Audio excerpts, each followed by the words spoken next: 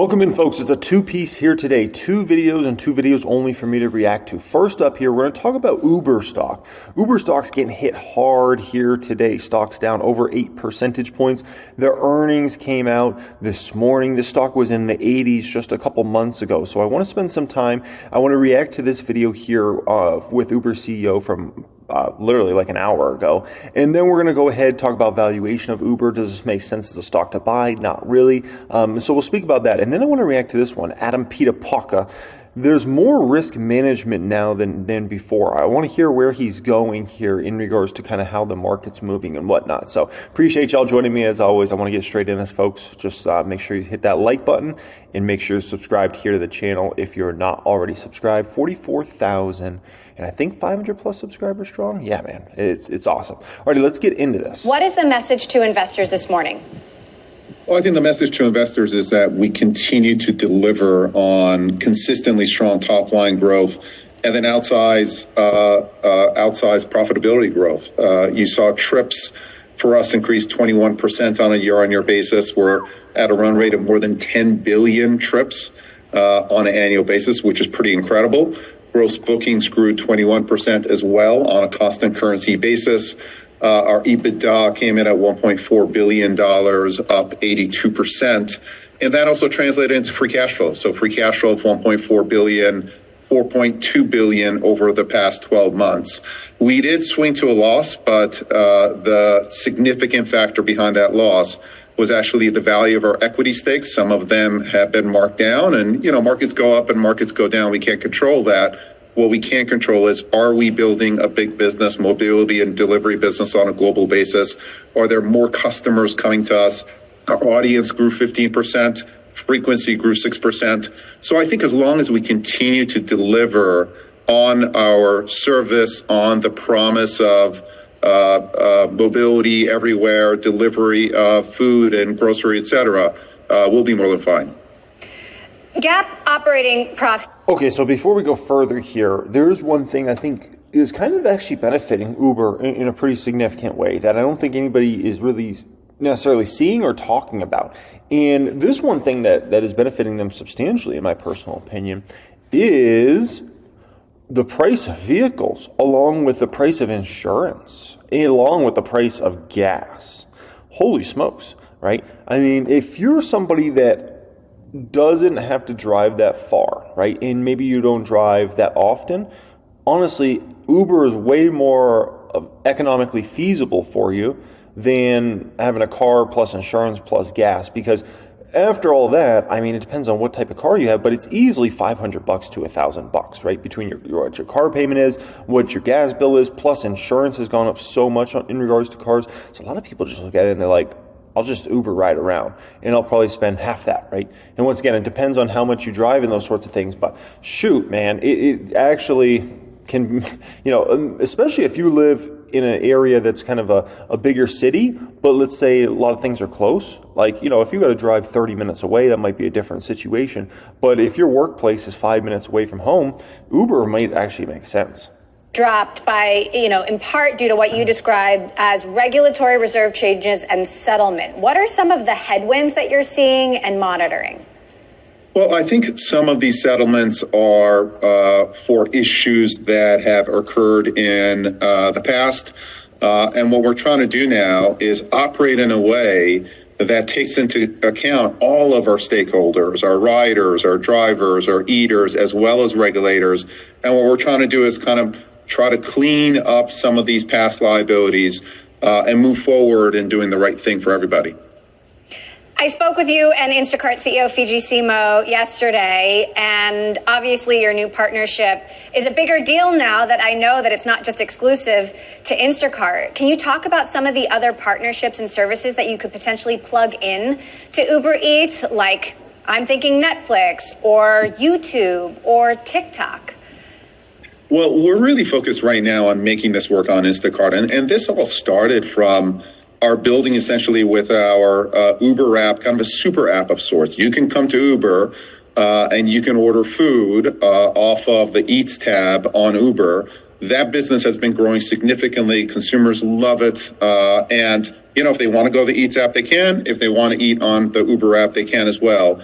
That led us to the discussions that we had with Fiji that we talked about. The focus right now is really making sure that our Instacart partnership works. Right? Instacart has very, very strategic customer base in the suburbs where we're already growing, but we want to grow faster. And really, that's going to be the focus.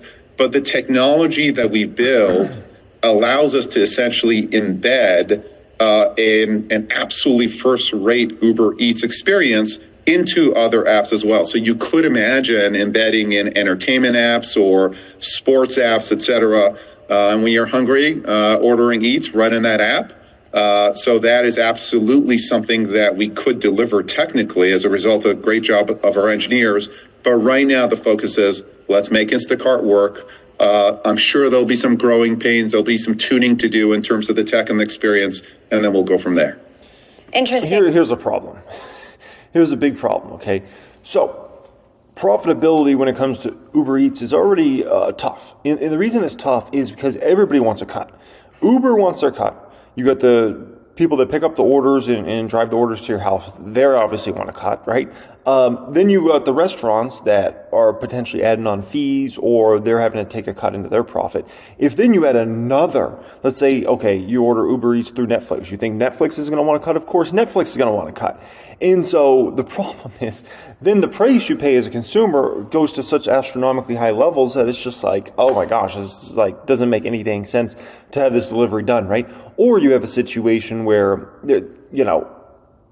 Uber Eats ends up getting screwed in the situation, right? And so, I mean, it sounds great in theory, but when you really break it down, everybody wants their cut. And after all these cuts are taken, it's brutal. The price has gotten a lot more expensive. There's this Tesla robotaxi news out of China, and obviously your story with autonomous vehicles has been a little up and down. Will we ever see Tesla robotaxis on order on Uber?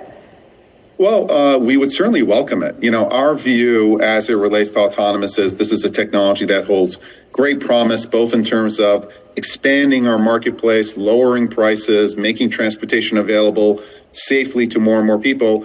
It's taken much, much longer than anyone imagined. We don't operate in China, so to the extent that Tesla operates a robotaxi fleet in China, that's not something that we would engage in. But what we have told the AV industry is that we're here to partner, and you can essentially plug in your vehicles as long as they're safe, as long as regulators are aligned as well, into our network, and the demand that we bring and all the services that we built in terms of matching and routing and pricing, we can bring that all to you day one. That results in higher utilization. Your cars will get more rides. And if there's a Tesla owner, car owner who wants to put his or her car into the Uber network, they'll make more money than if it wasn't in the network. So we'd love to work with all players. We have a lot of respect for Tesla. There are a lot of Teslas in our fleet already. So we'd absolutely welcome safe Tesla autonomous cars in our fleet too. 100%. And listen, I don't know if you guys ever take Uber rides anywhere, but what I've noticed over the last probably 2 years in regards to taking Uber rides, right, versus 5 years ago, 7 years ago. 5 years ago, 7 years ago, I mean, you never got picked up in a Tesla. It was always mostly Toyotas or Hondas, right? And now, book an Uber ride, many times it's going to be a Model 3 or potentially a Model Y that picks you up, a Model 3. Because Model 3 is so dang affordable. You can get a brand new Model 3 on a lease for $299, right? $299 on a lease. And then obviously, if you're Uber driving, it's much better money-wise if you're using electricity versus having to fill up with gas. And especially in a lot of big cities, gas prices are $4 or $5 a gallon. So versus electricity is so much cheaper.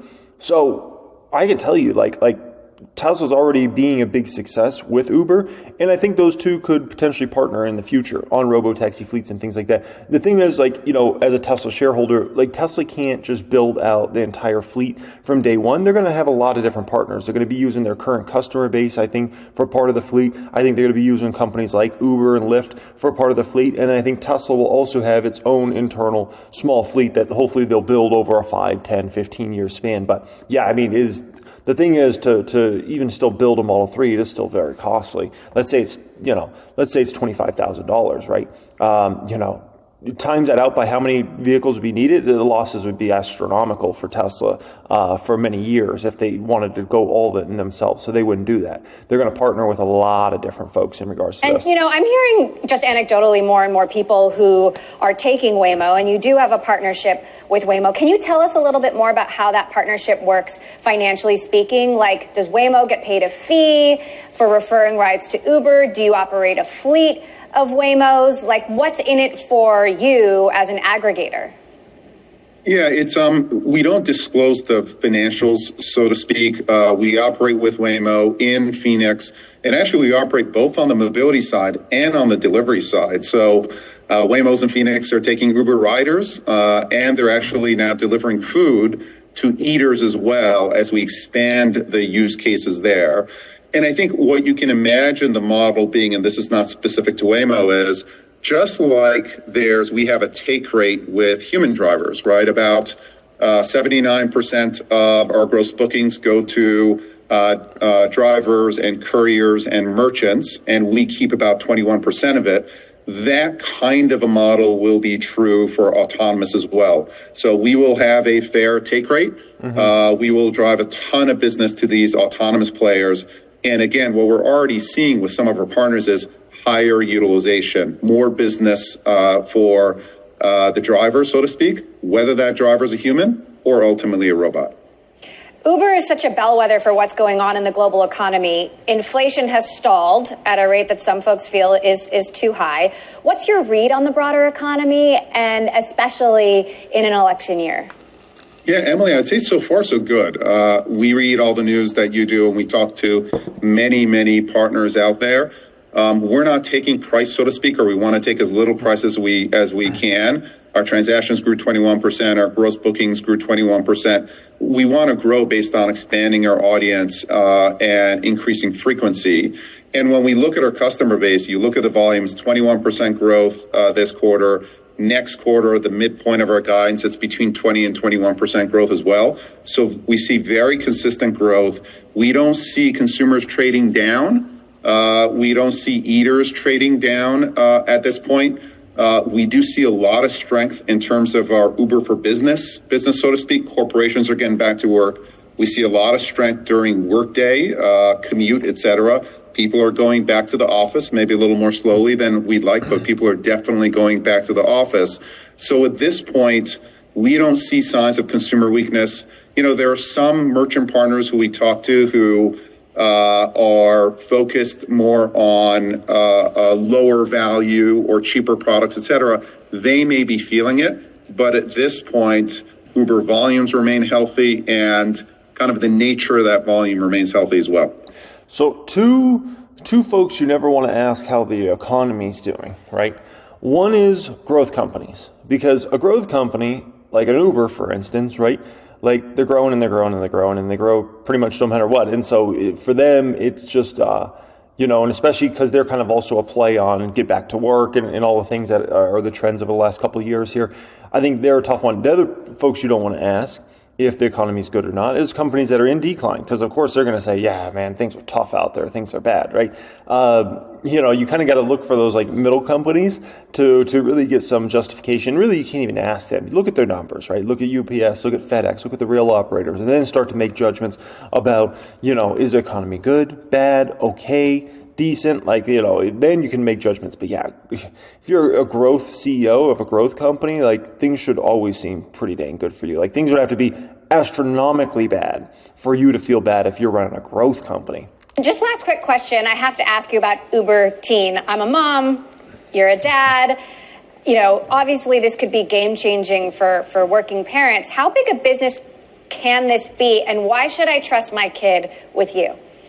Well, we think it can be a very large business, and it's turning out to be a very large business as well. And the reason is, Uber has, we think, industry-leading safety characteristics that really no one else has. So with Teen, first of all, you as a parent have to invite your teen. When we offer Uber Teen as a service to only the best-rated drivers, There's a pin to make sure that your teen is getting into the right Uber. You can track the Uber as a parent. I track my kids as well. It's a great experience. Make sure they're picked up okay. Make sure they're dropped off okay.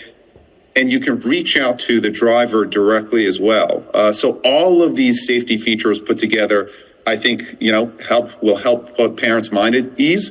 It's been one of our most beloved launches out there. And right now we're just looking to expand it into more markets because the demand is absolutely there.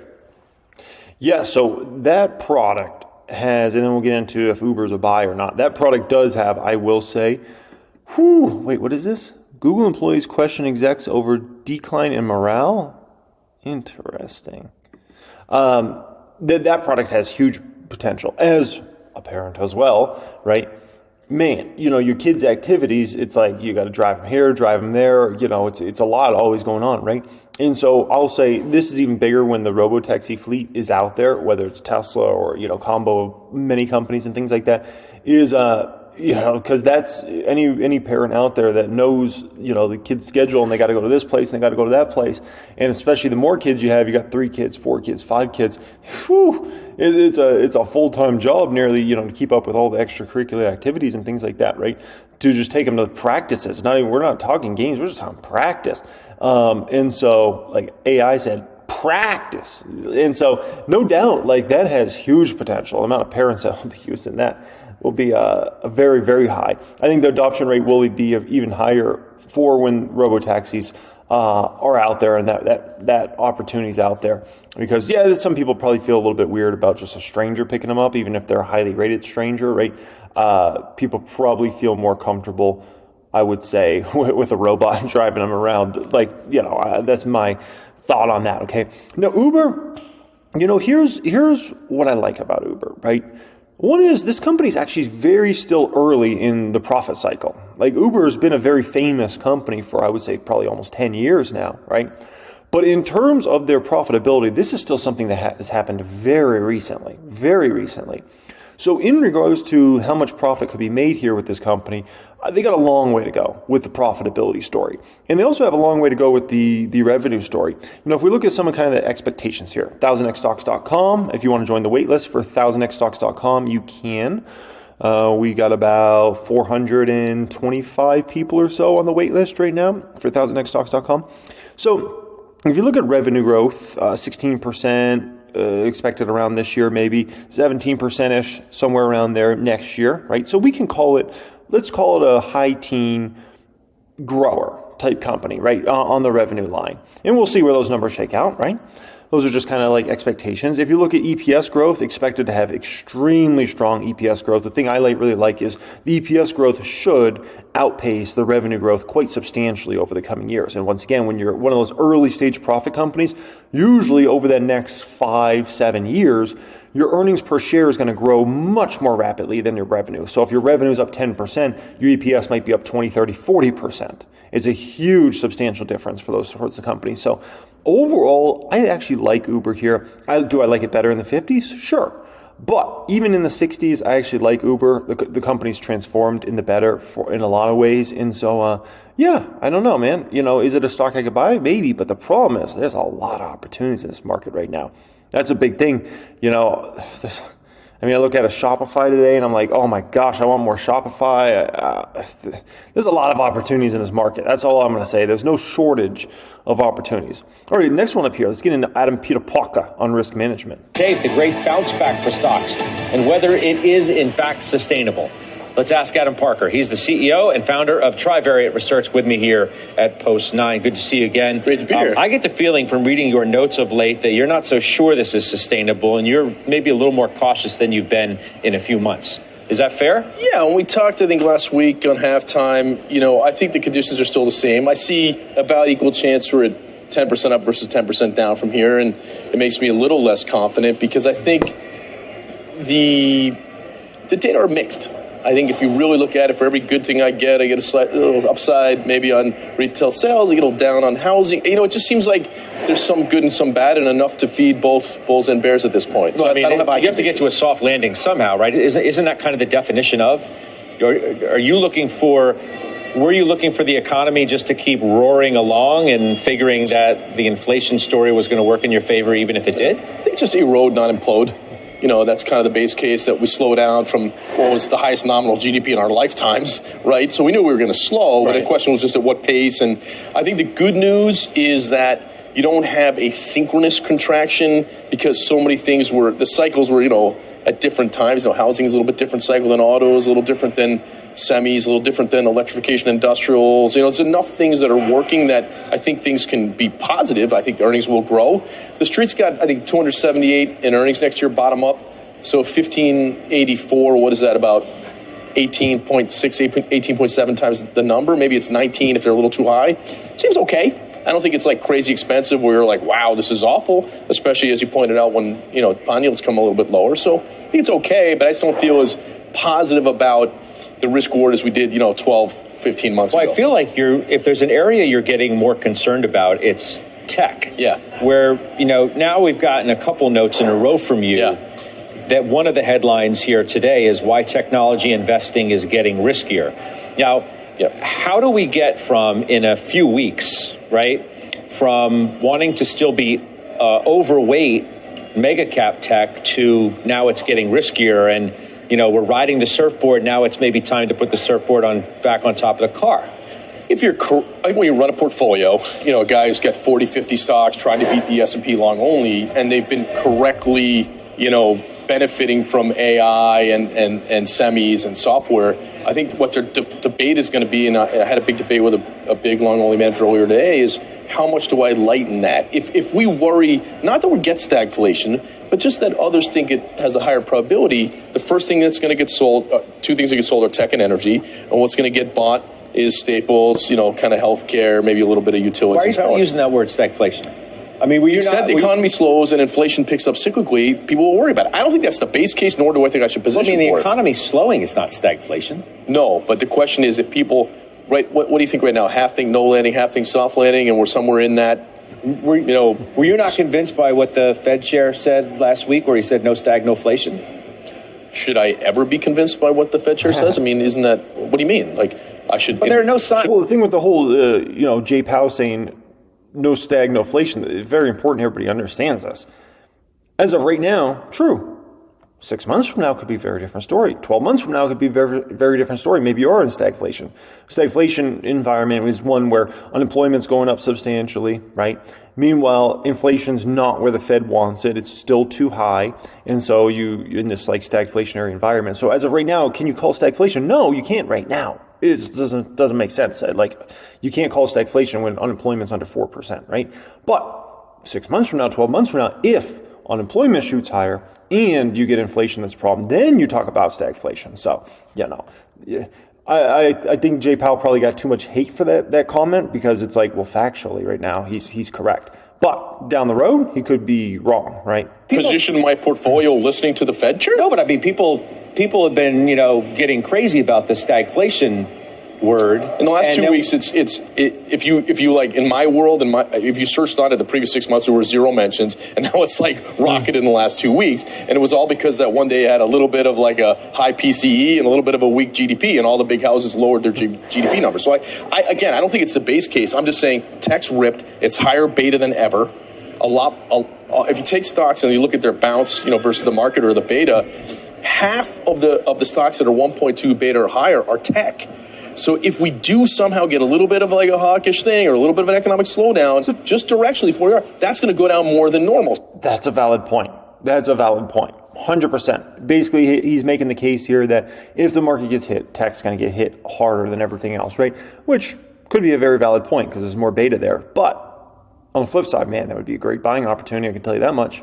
Guys who have done well, who are really up this year, 7, 8, 9, 10, are saying, all right, I don't want to like lose it all in, just like we had the great, the great, pickup here. If we get a bit of a 4 or 5% downdraft again, like we were below 5,000 a few sessions ago, I think people are like, you know what, maybe I should buy a little consumer staple that's got something interesting, or maybe healthcare services that everyone hates, and I'll sell my Palantir, which was on our list of, risky stocks in the note you talked about before it blew up today. So I think it's that kind of logic that you're trying to just protect yourself a little, just kind of protect that it's gotten a little riskier in the portfolio. So we had Brad Gerstner of Altimeter on halftime, right? He's a growth manager. He invests in a lot of mega cap tech stocks. Here's what he said he's doing in terms of his positioning and in reaction to what Adam has written about protecting your capital. Listen. We've taken down our own exposure by 1,000 to 2,000 basis points in our hedge fund and our long-only fund, right? And that we've done that by both adding shorts, custom basket shorts. We're worried about some things in the world, as well as reducing some of the overall position sizes. Again, this isn't about all or none. This isn't about 100% net long or 0%. This is simply about going from 80% net long to start the year to something closer to 60% net long today. Yeah. So here's the thing. When these type of Wall Streeters are making moves like that, right, it can push stocks down rapidly because it's kind of a little bit of group think. And so if all the guys are like, you know what, we're going to reduce our position sizing 20%, 10%, whatever, right? And they're all doing group think and they're all like, yeah, I should do that as well. I should do that as well. I mean, the selling pressure that puts on stocks is immense. And all of a sudden you'll see a stock go down 10, 15, 20, 25, 30% rapidly. It'll happen in a matter of days. We're not talking months. We're not talking years. In days, that will happen, right? And so I always kind of think as a small guy investor, right? I'm always thinking when the big guys are all dumping heavy, that's what I need to be buying. And when all the big guys are buying heavy, that's when I need to either lighten up or just step it back and take my foot off the gas of buying a little bit. And just, obviously I buy every single week, but there's certain time periods when I'm buying heavily and certain time periods when I'm like, just buying a little bit here and there. So I kind of like to play a little bit of the opposite game of whatever the big guys are kind of thinking and whatever they're up to. A ton of sense. Makes a ton of sense, man. To me, I think that's you're always trying. To Wall Streeters, that makes a ton of sense. Yeah. Lighten up on these positions. This is Wall Street thinking like each other. Look, if you're a growth manager, you want exposure for the next several years to AI, software, life sciences, electrification, industrial. Like you're going to want to be long those stocks, but there are times where you're going to try to manage the risk. And I think this is one of those times? I think there's a little bit more risk management involved today than there was 6 months ago. Yeah, I do. And that's why we're indicating that. If I were correctly overweight a ton of this stuff, I'd be lightening a little bit just until I get more clarity on the direction of how much the economy is eroding and where estimates are going to come out. I still think a number of companies are going to have margin expansions, we talked about for a long time. I still think that the Fed's more likely to be accommodative than not. That's a good cocktail for equities. You know what I say, buy the dip and never trip. Folks, if you're looking to apply to Drummond Private Group, that will be the pinned comment down there. You can fill out an application. We'll see if we can get you in there maybe next week. That's access to all my best course curriculums, teaching you everything up here, exactly how I research stocks, exactly how I value stocks, figure out if I'm getting a great deal on a stock or I'm getting a stock at an undervalued valuation, overvalued valuation. Goes in all that. You get access to 6 to 7 figure Discord chat, access to see the moves I'm making in my around $2 million Fidelity account that I've been building in there for the past 6 years or so. So that'd be pinned comment down there. Much love and have a great day.